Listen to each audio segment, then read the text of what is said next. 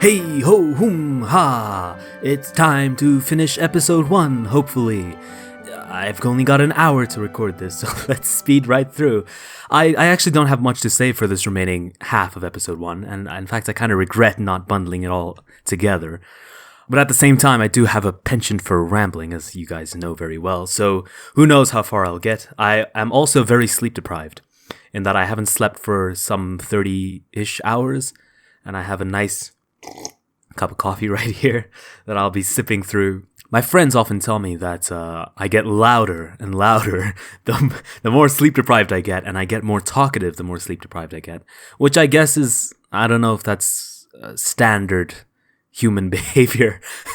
Don't I sound like an alien? Yes, I believe this is standard human behavior. But yes, back in my university days, I'd spend all night working on some assignment that I'd procrastinated on, and then I'd come in the next day and I'd just be singing endlessly for the whole day. So that was not good, but I understand that on YouTube, that sort of energy is actually very conducive to a good viewership, so hopefully you guys enjoy it.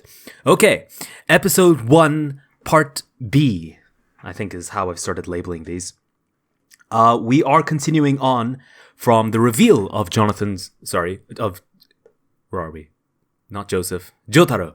Of Jotaro's evil spirit from our previous analysis, where of course I was talking about this idea that this ain't your grandpa's JoJo anymore.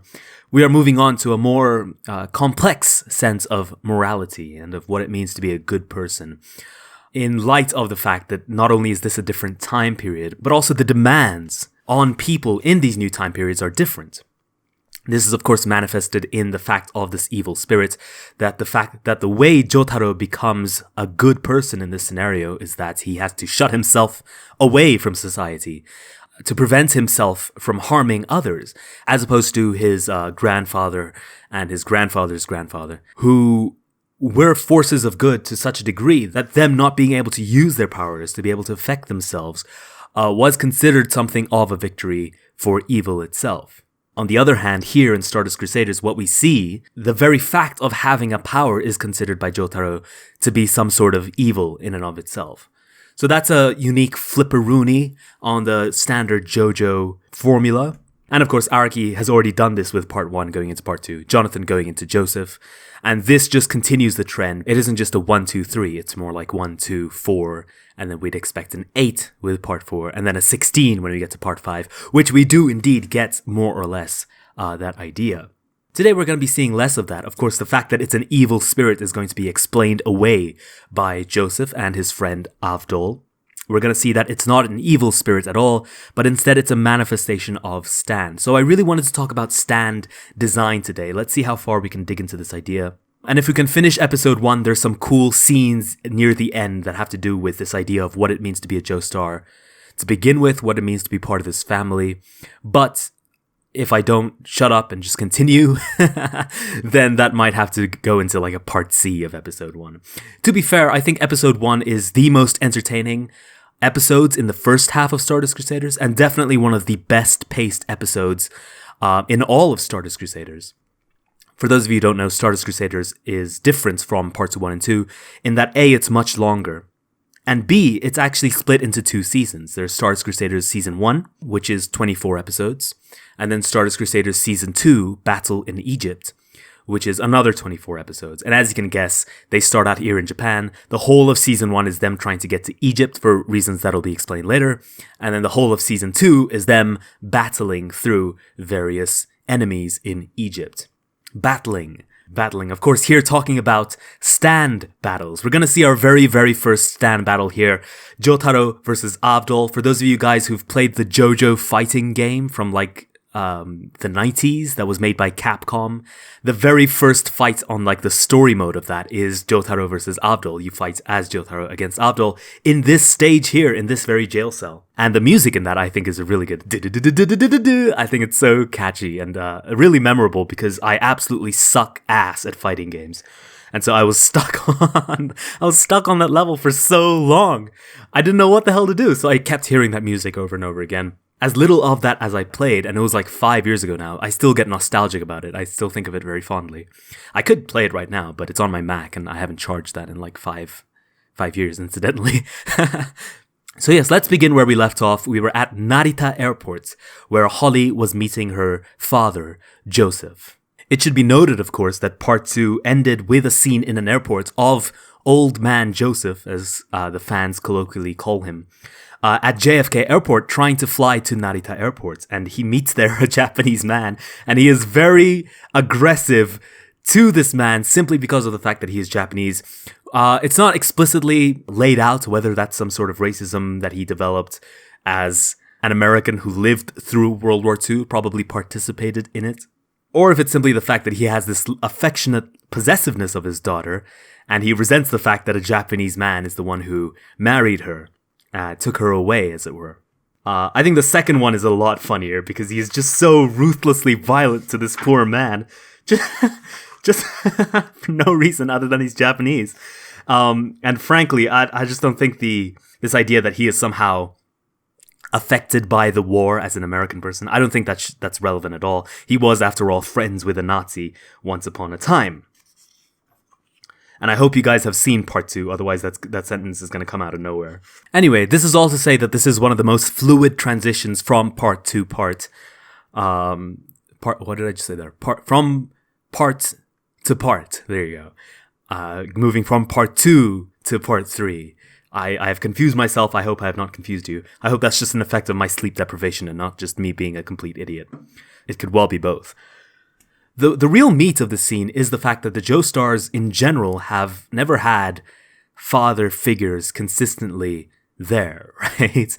George the First, of course, died quite quickly. Jonathan died before his son was even born. George died before he got to know his son very well. Joseph is the very first father whom we really get to see, and spoilers for part 4, it doesn't really work out very well for him either. But here we actually get to see a father-child relationship between the Joestars and what it actually means to this very broken family, right? This group of people who are bound by fate to love and protect and serve each other, and yet are constantly torn apart from each other because they are these forces of good. And so we get this very cute scene here where Holly, despite being 45, I think is her age, she will not let go of Joseph. We get to see a playfulness, especially because the child in this scenario is a female, a woman, right? For the first time, the line is broken, right? No longer are they Joestars. It's emblematic of a hope that this curse that lays upon the Joestar family no longer has to be followed through. But obviously that is not the case. And it's a very, very good contrast to the end of this episode when we realize that curse has not yet lifted. If anything, it's come back with a vengeance, quite literally. So yes, as minor a scene as this is, and as comical a scene as it is, especially set up by Joseph's mild racism not so long ago in terms of screen time, nonetheless, it is very much the heart of what Stardust Crusaders is about. It's about a very fragile family that will do anything for good, being forced to contend with the fact that the 1 inch of peace that they've managed to acquire over a century, over 100 years, is being interrupted and destroyed and put into peril by something that is intimately tied to them, familial in a perverse way. The fact that the very thing that is challenging them to let go of this peace that they've built within their family and is actively sabotaging what they have is itself embodied in a Joestar. The paramount force of evil itself becomes embodied in a Joestar. It's literally saying the very nature of a Joestar is having to struggle against itself, so to speak. Reminds me of in Logan, when Logan, old man Logan, has to fight against Wolverine as he was when he was young and he was ruthless.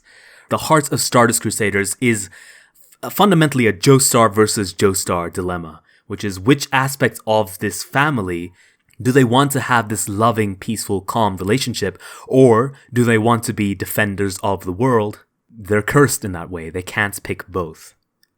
So this is an important scene. And I hope I get to the end of the episode because everything I'm saying here is directly contrasted by everything that is said at the end. And I have such a strong temptation to just skip to the end of the episode and then talk about everything in between as part C. Oh, it's so strong. Should I do it? Yeah, fine. I will. And we'll talk all that stuff I was talking about stand design at the start of this. Sorry, that's going for another video. Maybe. Okay, spoiler, Jotaro got out of his jail cell. That's, yeah. There's also this random Egyptian guy here who's literally called Muhammad Abdul, although sometimes that's transliterated as Muhammad Avdol. I prefer Avdol. I think it's just a more interesting name, a smoother name, Avdol. A more beautiful name. So I like saying Avdol, but if you guys call him Abdul, that's fine as well. And we get to this cafe scene where Joseph and his new Egyptian friend here, Avdol, explain to Jotaro, having already explained what this evil spirit is about, where he got this evil spirit from, and why it's paramount that he ought to resolve this issue. So let's take a look at that. Of course, going from one Holly scene to the other, we notice that she is completely doting, not only to her father, but also to her son as well. We were talking, I was going to say yesterday, but it's not yesterday at all, in the last video about Holly's character and about how her form of affection is sort of an immature, one-dimensional, complete and devotional, undoubting. And I think what that does is it really cements this idea that, you know, this is a family that really has never had this kind of love in it before, like consistent love, not by choice, but simply by tragedy. And you notice probably Joseph has been spoiling her this entire time, which is why she acts a lot younger than a 45-year-old woman would. And so she treats also her son the same way, but it's her son who chooses to rebel against that, right? And to what end? Well, I think once again we have to think about this in the lens of a Joestar versus Joestar dichotomy, not strictly a Joestar versus Dio dichotomy. Jotaro rebels against his mother and calls her a bitch, which Joseph rightly calls out, angrily raging at him.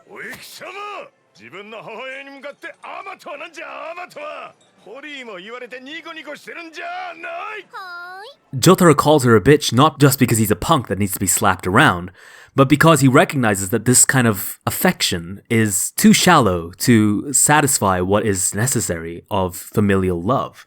I think he knows, or he can feel at least, that what this family is about, what this bloodline is about something deeper than just these PDA, if you will, public displays of affection. It's not just about embracing your mother or telling her you like her cooking or whatever. It's about risking your life for her, because that is the cost of being a Joestar, is to always be ready to protect those people that you love. And specifically when it comes to family members who are bound by fate, bound by blood, bound by that bloody fate. Sono chi no sadame, as the song says. It doesn't really matter in the end if he calls her a bitch, because the love kind of goes deeper than that. You know, they all know, they all recognize. It's not really a matter of outward propriety, but rather a deeper filial respect that can say, hey, fuck you, vampire. I'm gonna beat your fucking ass even if you're halfway across the world because of what you did to my mother. When I say this is a Joestar versus Joestar text, what I'm really saying is this is two aspects of Jonathan Joestar's character that are being pit against each other. One is this more classic sort of gentlemanly, this is what good things ought to look like sort of morality. And the other is, this is what goodness is, no matter how it's presented, no matter how it acts on a societal level, right? There's a morality that occurs because people expect you to act a certain way. And then there's a morality, a deeper morality, a more profound morality that will act, no matter the different circumstances, always to the same ends, regardless of who or what time this sense of morality calls out to. That will act for justice, that will act for goodness, no matter what. It'll act with courage. It'll act for love. This scene specifically, I think, is a foreshadowing of this entire thematic struggle of the text, wherein Joseph is this more classic sense of gentlemanly behavior and of good societal behavior, morality. And Jotaro is a more abstract sense of morality, but a more forceful one that is more likely to get good shit done, right? And in light of all that, the fact that the evil that they have to face is embodied in Jonathan Joestar himself It is essentially saying, in order to figure out who these Joestars are going to be, what this broken family is going to fix itself into, they have to fight against the things that defined them before. And they have to find the truth of who they are for themselves. Guided, as because Jotaro is the protagonist, guided not by these standards from the past of how we should act, but instead by these more fundamental truths of what morality is, of what courage is, of what these foundational virtues that drove Jonathan Joestar to begin with, to become this titan of a man. Can we reintegrate those into the identity of the Joestar name itself, into the Joestar bloodline itself, even when the essence of it, right, the body of Jonathan Joestar itself has been corrupted by Dio Brando. And I think that recognition of some corruption of the self, some corruption of what it means to be a Joestar is what Jotaro recognizes when this power that he receives from Dio, this stand, through this familial connection, through this familial bond with Jonathan's body. He calls it an evil spirit. He says that he feels like this power doesn't really belong to him, right? That it's possessing him. I think that's what this impulse is trying to communicate. And so for all the discussion that we had in the previous analysis, that it's not a good introduction to Stance, it is a very good introduction to the Joestars as they are in part 3, and a good introduction also to Jotaro as a person. And to tie it back to the scene from the airport, can the Joestars remove this curse of having their family endangered for the sake of this pursuit of justice? Or is it just something that they'll have to embrace, right? That's the second half of this Joestar versus Joestar dilemma, is that these people are absolutely crazy and they'll do anything in order to bring justice to the world, but it does mean that they bring significant harm to their loved ones. And of course, we see the legacy of that in part 6 specifically, which of course is airing as I talk about this show. Jotaro being, of course, relevant to both. And of course, this father-daughter relationship being pertinent to both series here. I'm sure if you did a part 6 watch-along with a part 3 watch-along, you'd see a lot of cool interactions there. But I'm not doing it. That's for someone else to do. I can only talk so much in a day, no matter how much coffee I drink. Okay, so that's, I think, a more than thorough explanation of what I mean when I say Joestar versus Joestar dichotomy or struggle or whatever words I used. I'm too tired to do this. Honestly, I don't know if I've sold this idea completely. This is one of those moments where I should really say, do you guys understand what I'm trying to get at? Do you see what I mean? That classic question. But if you guys have any questions or if you think I've said anything wrong, of course, the comments are always open. I love to hear that I'm wrong. I love especially when people say I'm wrong, but actually I was right and I can defend myself and I can make you look like a fool.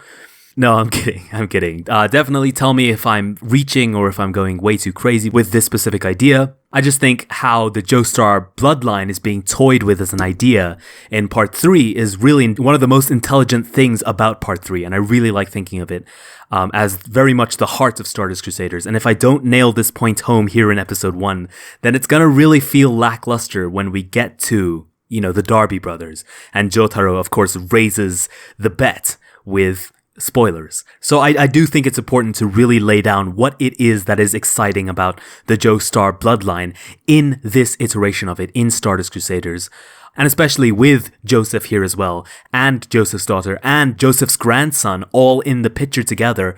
How exactly is this new form of the bloodline, this newly united family, this newly prosperous family, how is that playing into the story in a unique way that is different from parts 1 and 2 and makes it strong in and of itself as a unique element of part 3's identity. So I hope that's all worth discussing, and I hope you guys are excited to discuss it in the comments as well. Like I said, I'll probably read them if you guys have interesting comments.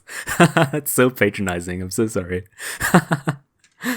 To kind of tie a ribbon right at the end of all of that, the anime, of course, I guess the manga as well, gives the final word to Dio himself to talk, or rather moan seductively in the darkness.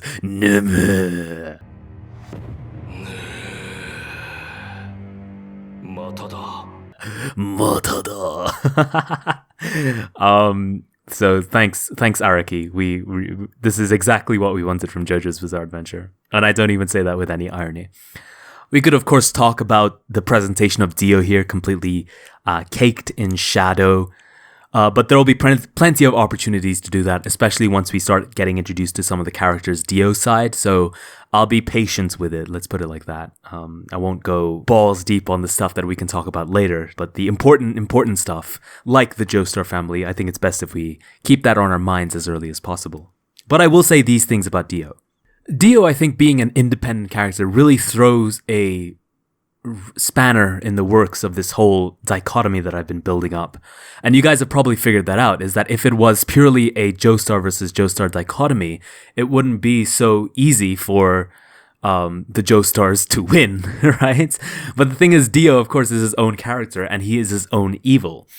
And really all he wants is for the complete eradication of the Joestars entirely, so that they have no identity at all. Not that they have some worse identity or that they lose their sense of purpose or place in the world. The way that, for example, Jolene seems to do repeatedly, especially when she comes to think of her relationship with her parents in part 6. That's about as far as I'm gonna go with that.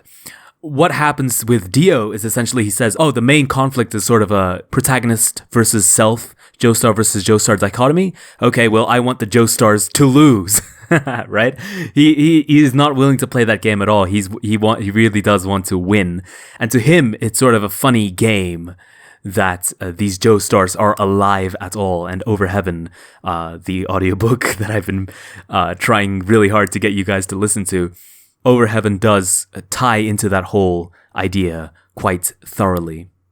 In the final reckoning, I'd ask you to think of it like this. It is still a Joestar versus Joestar text because each Joestar thinks of Dio in a unique way. One thinks of him simply as evil, and the other thinks of him as the person trying to kill my mother, or the person who has accidentally set up his return, however it comes to pass, to kill my mother.